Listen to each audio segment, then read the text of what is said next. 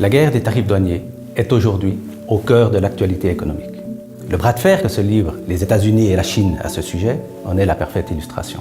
Mais cette approche est insidieuse, car elle n'apporte pas forcément les résultats escomptés. Et à terme, elle peut avoir des effets néfastes pour la croissance économique mondiale. Lever des taxes douanières n'est pas une idée nouvelle. Les pays qui recourent à ce moyen simpliste cherchent généralement à rendre leur production interne plus compétitive, ce qui revient à soutenir à bout de bras des industries qui ne sont pas efficientes sur les marchés internationaux.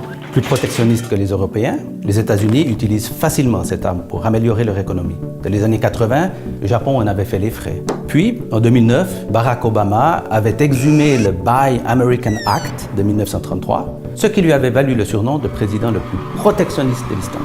Aujourd'hui, Donald Trump a engagé une bataille similaire. Son but, combler le gigantesque déficit commercial américain en réduisant les importations.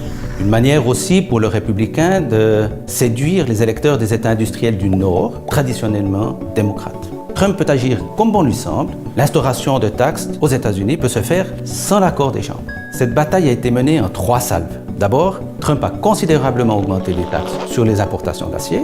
Ensuite, il s'est détourné de l'accord de libre-échange nord-américain, le NAFTA, et maintenant, c'est la Chine qui figure au milieu de la cible. Les conséquences exactes de cette politique restent relativement imprévisibles, mais l'histoire nous a appris qu'elle ne menait que rarement à de bons résultats. En particulier, elle génère avant tout de l'incertitude, ce que les marchés détestent. Le mécanisme est bien connu, qui dit incertitude dit frein à l'investissement, qui dit frein à l'investissement dit ralentissement de la croissance mondiale.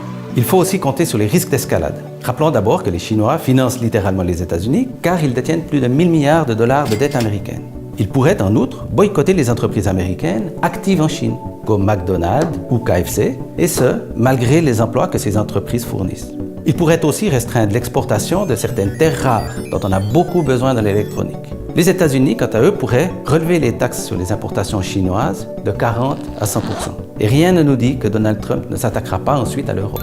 En conclusion, cette guerre des tarifs aura peu d'impact à court terme sur l'économie mondiale. En revanche, si elle se prolonge, elle pénalisera la croissance, les marchés financiers, les consommateurs, les finances publiques et les entreprises. En fin de compte, une guerre commerciale ne peut avoir que des perdants à long terme. Ce d'autant que le président Trump fait preuve d'une totale imprévisibilité et qu'il décontenance la planète entière, en particulier les marchés financiers. Comme une résolution rapide du problème est peu probable, le risque d'enlisement est bel et bien présent.